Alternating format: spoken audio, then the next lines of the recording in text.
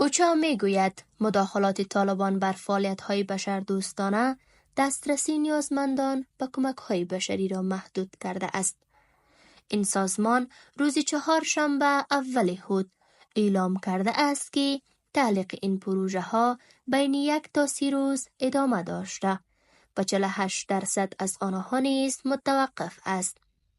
بر اساس گزارش اوچا، این مداخلات تأثیر زیادی بر روند ارائه کمک‌های بشردوستانه به نیازمندان داشته است. در این گزارش آمده است که مداخلات طالبان شرایط نامناسب محیطی و خشونت علیه کارمندان امدادرسان یکی از دلایل تعلیق این پروژه ها بوده است.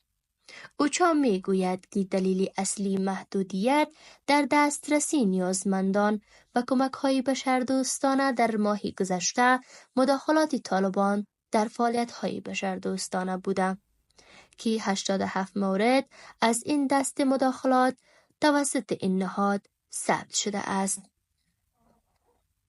دفتری هماهنگی کمک‌های بشردوستانه ملل متحد گفته است که در ماه دسامبر 2024 تعداد مداخلات در فعالیت‌های بشردوستانه 136 مورد بوده است که این رقم در ماه جنوری 2025 با کم شدن 14% همراه بوده است.